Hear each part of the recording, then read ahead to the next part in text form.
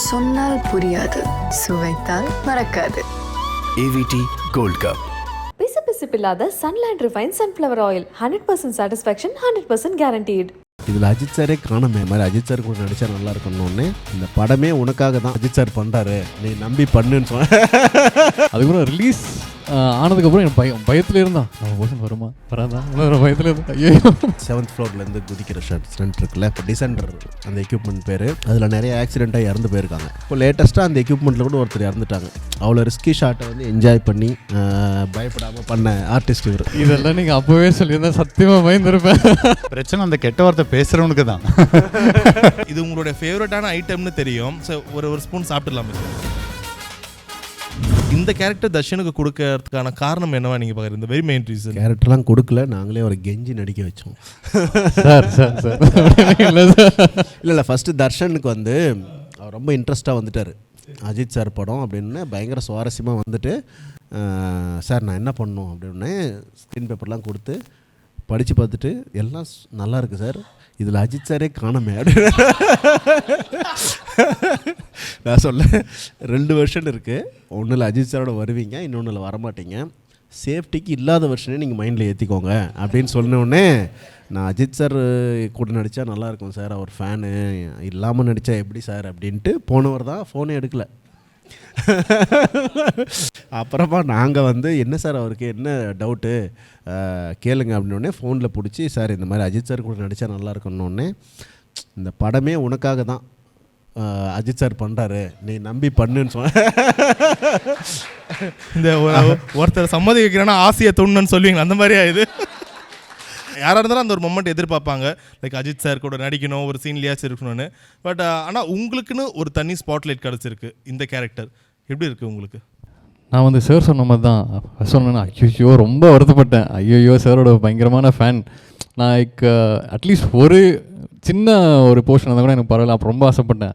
அதுக்கப்புறம் சார் அந்த portion explain பண்ணதுக்கப்புறம் ஓகே பயங்கரமாக இருக்குது இந்த போர்ஷன் அப்படின்னு சொல்லிட்டு, அதுக்கப்புறம் ரிலீஸ் ஆனதுக்கப்புறம் எனக்கு பயத்தில் இருந்தான், நம்ம போர்ஷன் வருமா வராதா பயத்தில் இருந்தான். ஐயோ ஸோ அது செகண்ட் ஹாஃபில் வந்து ஃபஸ்ட் ஹாஃப் முடிகிற வரைக்கும் நம்ம இருக்கோமா இல்லையா என்னன்னே தெரில. அதுக்கப்புறம் போர்ஷன் பார்த்ததுக்கப்புறம் இந்த மாதிரி ஒரு கேரக்டர் எனக்கு என்ன சொல்கிறது, மோஸ்ட் ஹாப்பியஸ்ட் பர்சன் நான் சொல்லுவேன். நான் எனக்கு தேட்டர்லேயே அது பார்த்த உடனே எனக்கு ஒரு மாதிரி ஆயிடுச்சு, லைக் வாஸ் வெரி ஹாப்பி. ஒரு ஸ்டண்ட் இருக்குல்ல, 7th ஃப்ளோர்லேருந்து குதிக்கிற ஸ்டண்ட் இருக்குல்ல, அது வந்து டிசெண்டர் அந்த எக்யூப்மெண்ட் பேர். அதில் நிறைய ஆக்சிடெண்ட்டாக இறந்து போயிருக்காங்க. தலைவனுக்கு அதெல்லாம் தெரியாது. வந்து நாங்கள் பெட்டு போட்டு ரெடின்னொடனே கயிறு வச்சு இழுத்து விடுறோம். அவர் பயங்கர இதுவாக பண்ணிவிட்டு ஜிம்மியில் வந்து பிடிக்க முடியல அந்த ஷாட்டை.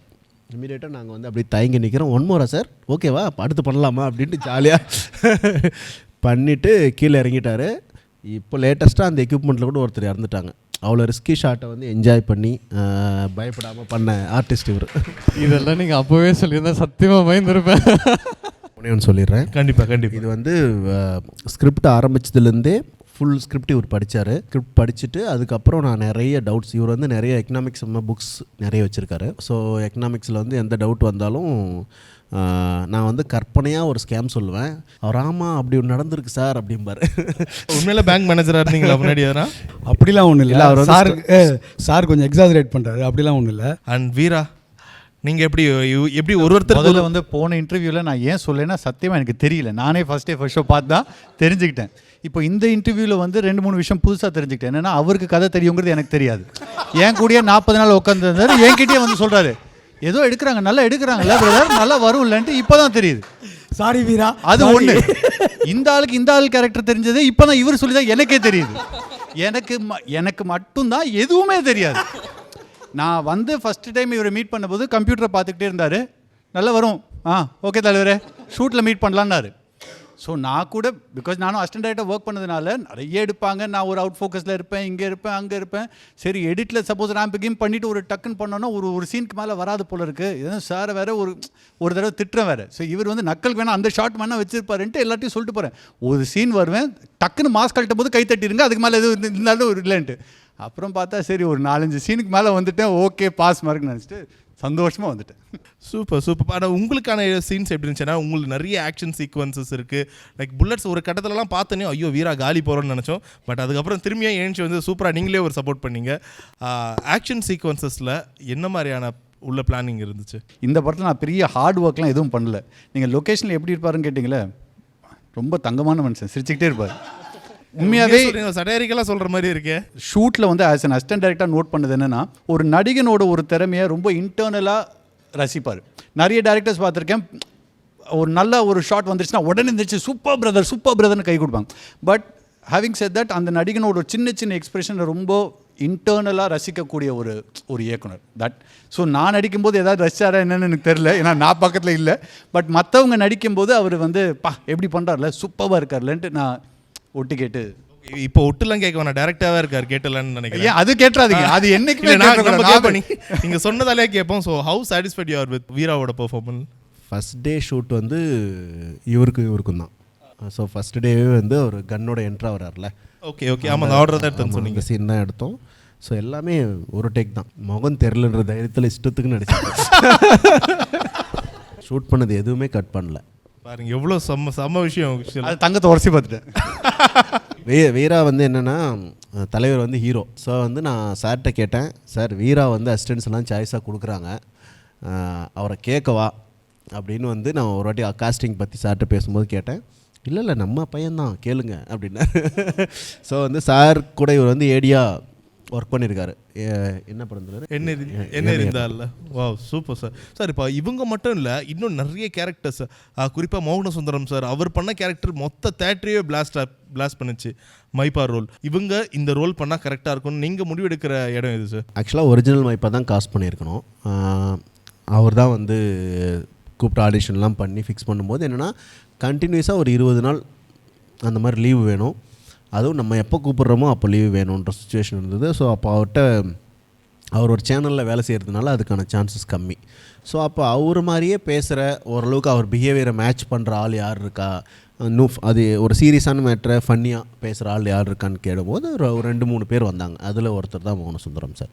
அண்ட் எனக்கு தெரிஞ்சு இங்கே இருக்கவங்களே நிறைய பேர் இப்போ கிட்டத்தட்ட 2 மணி நேரமாக மனுஷனை உட்கார வச்சுருக்கீங்க, ஒரு தண்ணியும் கொடுக்கல ஒன்றையும் கொடுக்கலன்னு. தண்ணிக்கு பதிலாக ஸோ ஒரு ஸ்பெஷலான ஒருத்தங்க உங்களுக்கு ஒரு ஸ்பெஷலான ஒரு விஷயம் கொடுத்துருக்காங்க. இந்த சர்ப்ரைஸ் வரதுக்கு முன்னாடி இன்னொரு சர்ப்ரைஸ் ஒருத்தர் வந்திருக்காரு.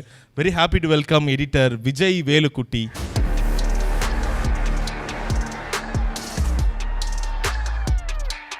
இது உங்களுடைய ஃபேவரட்டான ஐட்டம்னு தெரியும். ஸோ ஒரு ஸ்பூன் சாப்பிட்டுடலாமே சார். ஸோ இது ஒரு சர்ப்ரைஸான ஒருத்தங்க உங்களுக்காக கொடுத்து அனுப்ப சொல்லியிருக்காங்க. யார் அவங்க? ஏதாச்சும் ஒரு 2 கெஸ் பண்ணலாமே. தெரியல, நீங்களே சொல்லுங்கள். ஓகே, அவங்களால நேரில் வர முடியலன்னு ஒரு வீடியோ அமைச்சிருக்காங்க. So can we play? Hello எல்லாருக்கும் வணக்கம். குறிப்பாக வினோத் சாருக்கு மனமார்ந்த வணக்கம். வினோத் சார், உங்களுக்கு முதல்ல நன்றி சொல்லணும் ஃபார் துணிவு படத்தில் என்னை கண்மணியாக பார்த்ததுக்கு. நிறைய நல்ல வார்த்தைகளும் தமிழ் மக்கள்கிட்ட இருந்தெல்லாம் நிறைய அன்பும் கண்மணிக்கு கிடைக்கிது, அந்த வழியாக எனக்கும் கிடைக்கிது. So thank you so much Vinoth sir. And of course Ajith சாரையும் அண்ட் நம்ம producer Boney Kapoor sir and இந்த படத்தில் வேலை பார்த்த எல்லாரையும் ரொம்ப, and I am remembering each and every one of them with so much of love and gratitude. Thanks to all.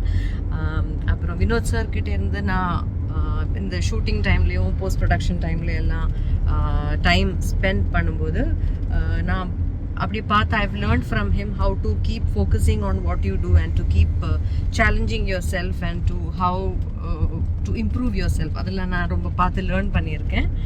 And I just want to thank you once again Vinod sir. அதுக்காக உங்களுக்காக from my side ஒரு gift வருது. உங்களுக்கு பிடிக்கும்னு எனக்கு நம்பிக்கை இருக்குது.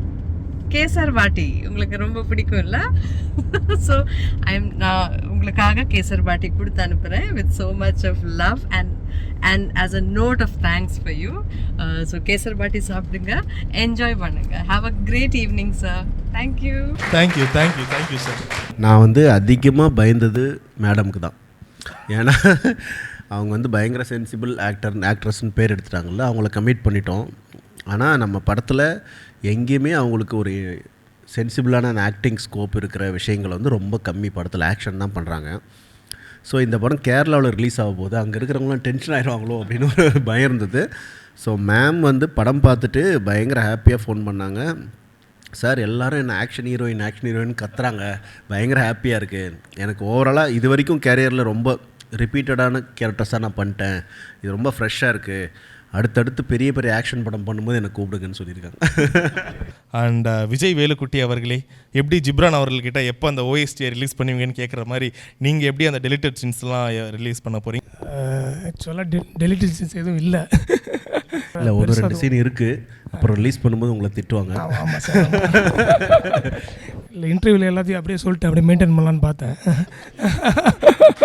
அது சின்ன இதுதான், அது அந்த பேஸ்க்குள்ளே உட்காரலன்றதுக்காக எடுத்தோம். அது டெலிட்டட் மாதிரி உங்களுக்கு தெரியாது, பார்க்கும்போது உங்களுக்கு புரியும். டீமே இங்கே இருக்காங்க. ஸோ கண்டிப்பாக ஃபேன்ஸ் இது உங்களுக்கான நேரம். ஸோ துணிவு படத்தில் இருந்தும் சரி, இல்லை வினோத் அவர்கள்கிட்ட அதில் டீம் கிட்ட நீங்கள் நினைக்கிற கேள்விகளை இப்போ கேட்கலாம் ப்ளீஸ். ஏகே கூட 3 மூவி பண்ணிட்டீங்க. நீங்கள் மீம்ஸு ட்விட்டர்லாம் பார்த்துருப்பீங்களான்னு தெரியல, பட் ஏகே ஃபேனாக நாங்கள் எல்லாருமே உங்களை மிஸ் பண்ணுறோம். இந்த மாதிரி மிஸ் பண்ணாததுக்கு 4ஆவதாக ஒரு மூவி கிடச்சதுன்னா நீங்கள் ஏகே கூட என்ன மாதிரி மூவி ஒரு ஸ்டோரி வச்சுருக்கீங்க? என்கிட்ட ஃபுல்லாக ஸ்டோரி எதுவும் எழுதி இல்லை, பட் நாங்கள் வந்து 2 படம் பண்ண ட்ரை பண்ணோம். பிஃபோர் நான் ஃபஸ்ட் டைமாக மீட் பண்ணப்போ ஒரு கான்வென்ட் ஸ்டோரி சொன்னேன், அது அப்படியே இருக்குது. இன்னொரு ஸ்டோரி வந்து நேர்கொண்ட பாறை முடிச்சுட்டு ஃபுல் படம் யூரோப்பில் பண்ணுறதா, opening to end first 10 minutes இல்லாமல் அடுத்த ஒரு 1.5 மணி நேரமும் ஆக்ஷன் இருக்கிற ஒரு படம் அது. ஸோ அந்த படம் பண்ண ட்ரை பண்ணுவேன், யூரோப்பில் நடக்கிற கதை. பெரிய ஒரு டவுட்டு, நீங்கள் ட்விட்டரில் இருக்கீங்களா இல்லையா சார்? தேமா இல்லை. உங்களோட நேமில் வந்து நிறைய ட்வீட்ஸ் நீங்கள் பார்த்துருப்பீங்க. ஆமாம் ஆமாம் ஆமாம் ஆமாம். அதை கொஞ்சம் கிளாரிஃபை பண்ணிட்டீங்களா? நல்லா இல்லை, நான் எந்த சோஷியல் மீடியாலையும் இல்லை, ட்விட்டர்லேயும் இல்லை. ஆனாலும் இன்னொரு வாட்டி ஒரு ட்வீட் போடுவார், அதை ரீட்வீட் பண்ணுவீங்க. அதை ரீட்வீட் பண்ணுறதுக்கு ஆளுங்க நிறைய பேர். சார், இப்போது ஒரு ஸ்கிரிப்ட் நம்ம டெவலப் பண்ணும்போது சம்டைம்ஸ் ஒரு சீனுக்கு ஒரு ஹார்ஷான ஒரு வயலன்ஸோ இல்லை நியூடிட்டியோ இல்லை ஒரு கஸ் வேர்ட்ஸ் இதெல்லாம் தேவைப்படும். பட் இதை நம்ம ஸ்டேஜ் பண்ணிடுவோம், பண்ணதுக்கப்புறம் சென்சார்னு ஒரு விஷயம் வந்து மியூட் பண்ணவோ இல்லை அதை ட்ரிம் பண்ணும்போது இங்கே காம்ப்ரமைஸ் தான் நம்ம ஆகிறோம். அது வந்து நம்மளோட இண்டிவிஜுவல் காம்ப்ரமைஸ்லாம் இல்லை சார். நீங்கள் வந்து என்ன கைண்ட் ஆஃப் படம் பண்ணுறீங்கன்னு பிகினிங்லேயும் டிசைட் பண்ணுறீங்கல்ல, நீங்கள் வந்து ஒரு எந்த காம்ப்ரமைஸும் ஆக போகிறதில்ல. நான் எனக்கு பிடிச்ச ஒரு படத்தை பண்ண போகிறேன் அப்படின்னு நீங்கள் டிசைட் பண்ணிவிட்டு அதுக்கான ப்ரொடியூசரை நீங்கள் பிடிச்சிட்டு அதுக்கான ஆக்டரை பிடிச்சிட்டிங்கன்னா சென்சார் எந்த தடையும் உங்களுக்கு சொல்லாது. அது ஏ ரேட்டிங் கொடுத்துரும். நீங்கள் எவ்வளோ வயலன்ஸ் வேணால் காட்டிக்கலாம், என்ன வேணால் பண்ணிக்கலாம், அதுக்கு ஏ ரேட்டிங் கொடுத்துரும் போயிடும். நீங்கள் ஹீரோ படம் பண்ணும்போது அதுக்கு யூஏ ரேட்டிங் வேணும், யூ ரேட்டிங் வேணும்னா அவங்க சில ரூல்ஸ் வச்சுருக்காங்க, அதை நம்ம ஃபாலோ பண்ணி தான் ஆகணும். பிகாஸ் ஏன்னா ஒரு சில விஷயங்கள் வந்து சின்னதாக ஒரு விஷயம் கூட சில பேர் முகம் சுளிக்க வைக்குது. ஸோ தேட்டர்றது நிறைய பேர் கூடி பார்க்குற விஷயம் இல்லை. ஸோ அப்போ அந்த ரேட்டிங்கை வந்து சென்சார் கொடுக்குது. அப்புறம் சென்சார் நம்மளை மாதிரி டைவர்ஸான கண்ட்ரீஸ்க்கு ரொம்ப முக்கியம். நம்ம நிறைய லாங்குவேஜ் பேசுகிறோம், நிறைய காஸ்ட் இருக்கும், ரிலீஜன் இருக்கும், ஸ்டேட்ஸ் இருக்குது. ஸோ அப்படி இருக்கும்போது நம்ம வந்து ஒரு கிளாப்காகவோ அல்லது ஒரு வெற்றிக்காகவோ ஒரு அண்ட்ரஸ்ட்டை க்ரியேட் பண்ணிட்டோம்னா சொசைட்டியில் அது பெரிய கான்சிக்வன்சஸ் இருக்குல்ல அதில். ஸோ அதனால் கமர்ஷியல் படங்களுக்கு சென்சார் வந்து பெரிய பிரச்சனை இல்லை. ஒரு அரசியல் பேசுகிற படங்களுக்கோ ஒரு ஆர்ட்டை மேஜராக வச்சு எடுக்கிற படங்களுக்கோ அதுக்கு கொஞ்சம் ப்ராப்ளம் தான் சென்சார். அப்படிப்பட்ட ஆளுங்க வந்து அவங்க சென்சார் ஆஃபீஸர்ஸோட வந்து ஆர்கியூ பண்ணி ரிவைசிங் போய் அவங்களுக்கு தேவையான விஷயங்களை வாங்கிக்கிறாங்க. சம்டைம்ஸ் ரொம்ப பொலிட்டிக்கலாக இருக்கிற படங்களை மாட்டிக்குது சென்சாரில். அதுக்கு வேணால் நம்ம சென்சார் பிரச்சனைன்னு சொல்லலாம், அது சுதந்திரத்தில் தலையீடுன்னு சொல்லலாம். பட் கமர்ஷியலுக்காக எடுக்கிற படங்கள், வியாபாரத்தை மட்டுமே மேஜராக வச்சு எடுக்கிற படங்களுக்கு சென்சார் வந்து ஒன்றும் பெரிய பிரச்சனை இல்லை. பிரச்சனை அந்த கெட்ட வார்த்தை பேசுகிறவனுக்கு தான். படத்தில் வந்து கடைசியாக ஒரு ஃப்ரேம் காட்டியிருந்தீங்க, YORAK அப்படின்னு சொல்லிட்டு. ஆமாம் ஆமாம். அது ரொம்ப கன்ஃபியூசிங்காக இருக்குது ஃப்ரெண்ட்ஸுக்குள்ளே, அது என்னென்னே புரிய மாட்டேங்குது. யுவர் ஏகே தான். அதுக்கு தேங்க்யூ சார், தேங்க்யூ. அண்ட் அடுத்து நீங்கள் பண்ண போகிற மூவி த்ரில்லர் ஆர் பொலிட்டிக்கல் மூவியாக இருக்குமா சார்? என்னுடைய எல்லா படத்துலையும் ஏதோ ஒரு பொலிட்டிக்கல் இருக்குது. ஸோ அதனால் வந்து நான் கேட்குறது full and full political movie வருமானு கேட்குறேன் சார். எழுத ட்ரை பண்ணுறேன், இன்னும் எக்ஸாக்டாக ஃபிக்ஸ் ஆகலை. Full and full political movie இருக்குது, பட் இப்போதைக்கு பண்ணுற சுச்சுவேஷன் இல்லை. இப்போ அடுத்து வரப்போகிற மூவிஸில் இல்லைனா இதுக்கு எடுத்த மூவிஸில் உங்களோட ஃபுல் 100% ஒரு மூவியை பார்க்க முடியும்? சினிமான்றது நான் மட்டும் இல்லை, நான் இப்போ இங்கே உட்காந்துருக்கிற ஆரம்பித்து டீம் ஒர்க் அது. ஸோ அதனால் வந்து 100% அது ஏன் படம் அப்படின்னு இல்லை. நான் சில விஷயங்களை நினைக்கிறேன்ல, அதை பண்ணுறதுக்கு நிறைய சப்போர்ட் வேணும். நிறைய சப்போர்ட்டோடு பண்ணும்போது அது தேட்டருக்கு வரணும், அது பெருசாக ரீச் ஆகணுன்னா சில விஷயங்கள் நம்ம மாற்றிக்கிட்டு தான் ஆகணும். ஸோ அதனால் நம்ம 100% என் படம் அப்படின்ற அந்த ஐடியாவுக்குள்ளெலாம் போகாமல் நான் ஒரு படம் பண்ணுறேன், அதுக்குள்ளே இருக்கிற விஷயத்தை பற்றி பேசுகிறது better. And one more thing, நான் மறுபடியும் சொல்ல விரும்புகிறேன். படத்தில் வர நாலேஜ் வந்து ஒரு தனி ஆளுது கிடையாது. அந்த நாலேஜ் வந்து அந்த டீமில் இருக்கிற எல்லாருக்கும் சொந்தம். நான் இப்போ சுந்தர் சாரை மென்ஷன் பண்ண மாதிரி ஸ்பாட்டில் அஜித் சார் ஆரம்பித்து நீரவ் சார் ஆரம்பித்து தொடர் இன்ட்ராக்ஷன் ஒரு ஸ்கிரிப்டில் இருந்துக்கிட்டே இருக்குது. நம்ம பர்டிகுலராக இதுதான் இவங்க சொன்னாங்க அப்படின்னு நம்மளுக்கு ஞாபகம் இருக்கிறத மட்டும்தான் சொல்ல முடியுதே தவிர எனி டே ஒரு படம் வந்து அது ஒரு டீம் ஒர்க். லைக் சார் சொன்ன மாதிரி இது வந்து வெறும் ஒரு ஆளோட வெற்றின்னு இல்லாமல் இது எல்லாரோட வெற்றி. Let's time to call your ஏடிஸை கூப்பிடலன்னா அது கண்டிப்பாக ஒரு இதுவாக இருக்காது. ஸோ ப்ளீஸ் வினோத் சாரோட ஏடி. இந்த பேர் தப்பு பண்ணானே அது இவன் தான். அப்போ சாரி கேட்கல, வேணா இப்போ சாரி வேணா கேட்டுக்கலாம். ஜோக்ஸ் அப்பார்ட் ரொம்ப ஹார்ட் ஒர்க்கிங் ஏடி டீம். இவனோட ரொம்ப முக்கியமான ஒரு ஸ்கில் செட்னு பார்த்தீங்கன்னா பீப்புள் ஸ்கில். ஒரு சில டைரக்டர்ஸ்க்கு அது, நிறைய டைரக்டர்ஸ்க்கு அது ரொம்ப முக்கியம். ஸோ எல்லா நடிகர், எல்லா டெக்னீஷியன்ஸ், ஒரு 400 பேர் இருந்தாங்கன்னா 400 பேருக்கும் இவனை ரொம்ப பிடிக்கும். சார் 2 மணிக்கு எனக்கு ஷாட் வைக்கிறாரா 1 மணிக்கு ஷாட் வைக்கிறாராங்கிறது கிடையாது. காலையில் 7 மணிக்கு எங்கள் எல்லாரையும் ரெடி பண்ணிவிட்டு போயிட்டே இருப்பான். சார் ரெடியா எப்போ வந்தால் மத்தியானம் 1 மணி ஆச்சுரா உங்களை தான் கேட்டுக்கிட்டே இருக்காரு, எப்போ வேணால் உங்களுக்கு ஷாட் வருமா.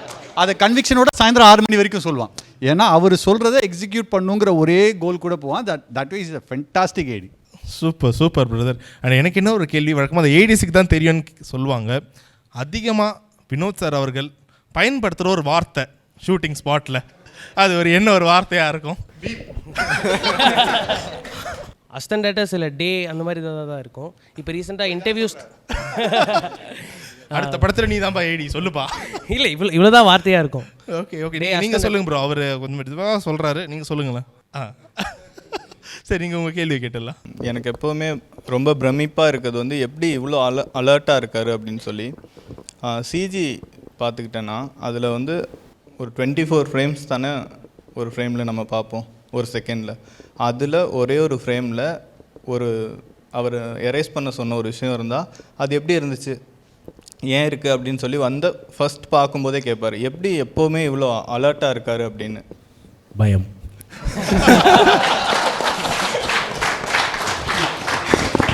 ஓகே, எனக்கு தெரிஞ்சது வீராக்கிட்டையும் ஒரு கேள்வி இருக்குன்னு நினைக்கிறேன். ரொம்ப நாளாக கேட்கணும்னு நினச்ச ஒரு கேள்வி ஏதாச்சும் இருந்தால் கேட்கலாமே. எந்த கேள்வி? அடுத்த படத்தில் இருக்குன்னா இல்லையா?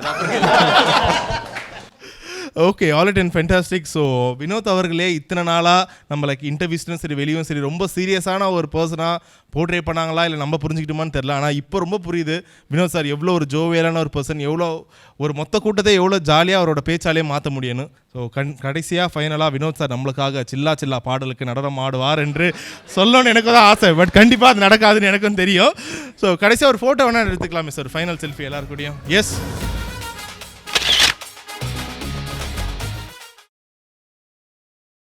சொன்னால் புரியாது, சுவைத்தால் மறக்காது. AVT gold cup. பிசுபிசுப்பில்லாத sunlight refine sunflower oil 100% satisfaction 100% guaranteed.